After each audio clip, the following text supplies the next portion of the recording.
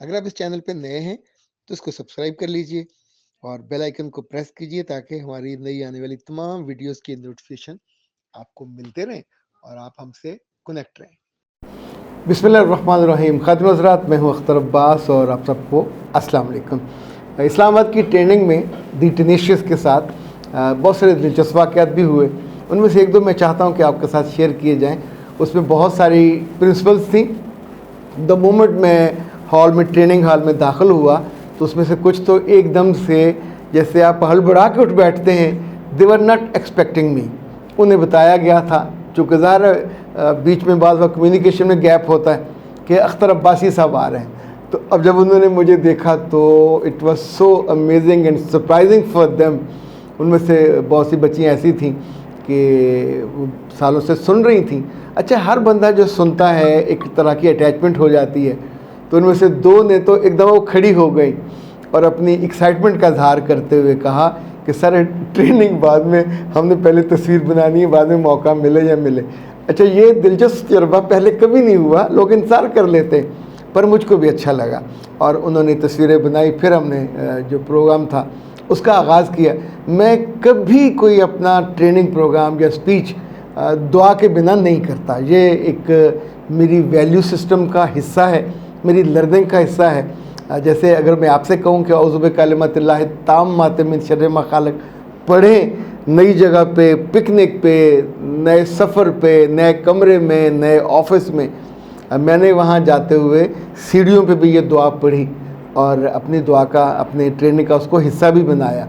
ये जो बिलीव है आपका, ये आपको तगड़ा करता है, ये आपको मजबूत करता है। चूँकि मुख्तलिफ़ तरह के एज ग्रुप के लोग थे, कुछ सरकारी मुलाजमतों से छोड़ के आए हुए थे, उन्होंने ज़ाहिर इंटरव्यू क्लियर किया था, टेस्ट क्लियर किया था प्रिंसिपल बनने के लिए, वाइस प्रिंसिपल बनने के लिए। कुछ कम एज के थे, कोई बड़ी एज के थे। तो हर एक की अपनी आदत होती है। मुझे ख़वातीन से 99% कभी शिकायत नहीं हुई, क्योंकि ये इंटरप्ट नहीं करती। इन्होंने सवाल करना हो बहुत टू द पॉइंट सवाल करेंगे, और अगर फ़र्ज़ करें वो वहाँ ना भी हों ज़हनी तौर पे, तो अटेंटिव होती हैं। मर्दों में थोड़ा इशू होता है। मर्द समटाइम अपने आप को यानी प्रोमिनेट करने के लिए डिस्टर्ब करते हैं। कभी उन्हें ये ख्याल होता है, उर्दू में से जोम कहते हैं, कि मेरी ज़िंदगी में 25, 26, 27 साल का तजर्बा, मैंने ये सीखा हुआ है। मैंने उनसे गुजारिश की कि दुनिया का जितने बड़े अदारे हैं वो अपने आप को लिखते हैं लर्निंग ऑर्गेनाइजेशन, तो इसका मतलब they are open to learn. जो नहीं लर्न करता वो मारा जाता है। आपने नोकिया का, मैंने तो वो सीन देखा, नोकिया का चूँकि फ़ोन हर जगह था, तगड़ा था, मजबूत था, फेंकते थे तो टूटता नहीं था, पर फिर एकदम से पूरी दुनिया में उसकी हाकमियत ऐसे ख़त्म हुई जैसे वो कभी था ही नहीं। आईफोन आ गया, उसके बाद ये टच वाला आ गया, और वो अपने सिस्टम को, अपनी लर्निंग को अपडेट नहीं कर सके। दुनिया ने उसके सीईओ को रोते देखा जब ये अनाउंस कर रहे थे, तो उसने कहा कि we didn't commit a mistake, हमने कोई गलती नहीं की, मगर हम लर्न करने में पीछे रह गए और लोग हमसे जल्दी लर्न कर गए, और कि नई ज़रूरत क्या है, नया चैलेंज क्या है, और आप उसको जाके ठक करके उनको एड्रेस कर दिया। ओके, मेरी गुजारिश ये होती है कि आप अपने काम या अपने दायरे में रहो। एक खातून खड़ी थी, उन्हें मैंने बुलाया था कोई सवाल जवाब करने के लिए, बीच में बात शुरू हो गई तो बात लंबी निकल गई। She was standing there with the roster. तो काफ़ी देर के बाद एक बड़े डिसेंट से बुज़ुर्ग थे, और उन्होंने खड़े होके, खड़े नहीं हुए, बैठे बैठे उन्होंने कहा कि आप अपनी तकरीर में भूल गए कि वो खड़ी है। तो मैंने कहा कि हाँ खड़ी है, पर उसको तो कोई इशू नहीं है, मुझे भी कोई इशू नहीं है। तो उसने कहा कि नहीं, मुझ पे लाजिम है कि मैं सबका भला चाहूँ और सोचूं, तो इसलिए मैंने ये किया है। अच्छा, इट वॉज ईजी कि मैं उनसे कहता सॉरी और बच्ची को बिठा देता, पर ये दिस वॉज ए ट्रेनिंग। सो मैंने उसके डेलिब्रेटली कहा कि इनफैक्ट जब आप प्रिंसिपल होंगे और कोई आपकी मौजूदगी में इस तरह कहेगा तो आप क्या करोगे? आप चैलेंज हो जाओगे, और चैलेंज होने का मतलब होगा आपकी डिग्निटी, आपकी सुपरमेसी, आपकी पार, वो आइंदा जिसका जी चाहेगा वो रौन देगा।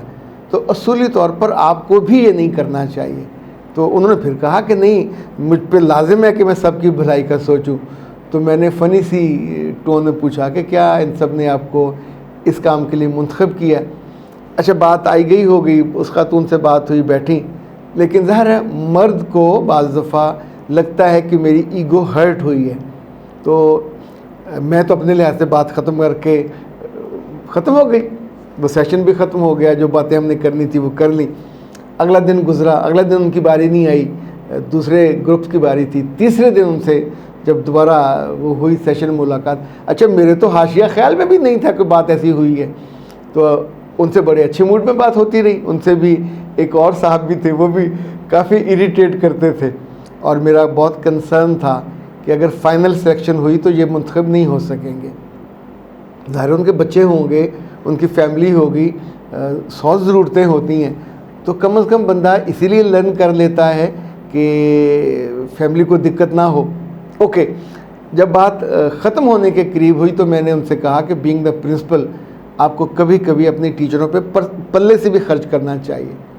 एक खुद सरकारी चाय पिला दी, और चूँकि उसमें आप टारगेटेड नहीं होते कि मैं ये क्यों पिला रहा हूँ, तो सारा वक्त ज़ाया जाता है। तो कभी हल्के फुल्के ताल्लुक़ बनाने के लिए पल्ले से खर्च करना चाहिए। अकेले बुलाएं, गपशप करें, अगले बंदे को जानें, जांचें। मुमकिन है उसके दिल में आपके बारे में कोई ग्रज हो, गुस्सा हो, वो निकल जाता है। ये घर में भी करना चाहिए, दोस्तों में भी करना चाहिए, जॉब पे भी करना चाहिए। अच्छा, जब प्रोग्राम ख़त्म होने वाला था तो उनमें से एक साहब खड़े हुए, उन्होंने कहा कि सर हमारी ख्वाहिश है कि फिर आप हमारे साथ चाय पिए। अच्छा, मुझे तो ज़ाहिर कोई रिजर्वेशन नहीं थी, और मैं हमेशा इन पार्टिसिपेंट के साथ बहुत दिल से खुशी महसूस करता हूँ। मैं जब कहीं जाता हूँ तो मेरा पूरा कंसर्न होता है कि इनमें से कोई नाकाम ना हो, इनमें से कोई बुरा वक्त ना देखे। चूँकि बहुत साल पहले मैंने अपनी ट्रेनिंग में एक वाक़या कोट किया था, और उस वक्त में यूनिवर्सिटी में, आप चूँकि जब बंदा ज़्यादा पढ़ता है तो आपकी बहुत सी चीज़ें, कि यूरोप में एक कंपनी ने सुबह सुबह लोग आए तो वहाँ लिखा हुआ था कि इस कंपनी को जो सबसे ज़्यादा नुकसान पहुँचाने वाला आदमी था वो फौत हो गया है।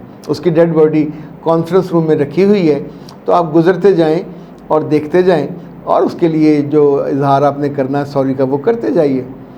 अब ये क्यूरियोसिटी थी, एंड एवरीबडी वाज फीलिंग कि कौन है जो कंपनी को सबसे ज़्यादा नुकसान पहुंचाने वाला, और ज़ाहिर है हमारे आसपास का होगा जिसको हम नहीं जानते, पर कंपनी ने उसको ट्रेस किया है। तो अब वो लाइन लगाने में लोग कभी भी राज़ी नहीं होते, रश पड़ गया, उन्होंने गार्ड वार्ड बुलाए, लाइन सीधी की, फिर बारी बारी लोग अंदर जाने लगे। एक बेड रखा हुआ था, ताबूत, उसके ऊपर चादर थी, तो फिर वो जो मैनरिज्म था वो था चादर उठाते और ताबूत को अंदर झांकते, आगे वो बंदा लेटा हुआ था, मरा हुआ था। तो जो बंदा अंदर जाता वापस आता तो उसका चेहरा बिल्कुल जैसे होता ना, परेशानी से भरा हुआ, रंग उड़ा हुआ, बोलता कोई नहीं था। तो जब आखिरी बंदे की बारी आई तो उसने जाके देखा, उससे पहले उसने कई लोगों से पूछा कौन है, किसी ने नहीं बताया। जब उसने पर्दा, वो चादर ऊपर की, नीचे किया, तो नीचे वो हैरान परेशान रह गया। ही वॉज नॉट एक्सपेक्टिंग कि ये होगा। वहाँ एक बड़ा कदे आदम आईना रखा हुआ था, और उसमें उसकी तस्वीर नज़र आ रही थी। अब आप सोचिए, अगर कोई समझदार हो तो उसके लिए मैसेज होता है कि ही इज़ द पर्सन, और अगर कोई नासमझ हो तो कहेगा इट्स अ जोक। खैर, ट्रेनिंग ख़त्म हुई, उन लोगों ने 8-10 लोगों ने, उनमें से एक आध तो शायद मुझसे उम्र में बड़े भी थे, और हम लोग एक ढाबे पे गए, वहाँ जाके बैठे, बहुत अच्छा वक्त गुजरा, अच्छी सी हमने चाय पी। और जो सबसे अच्छा मुझे लगा कि वो साहब जो पहले दिन नाराज़ हुए थे, और दूसरे दिन तो उनसे मेरा टाकरा नहीं हुआ था, पर उस दिन ही वॉज द होस्ट।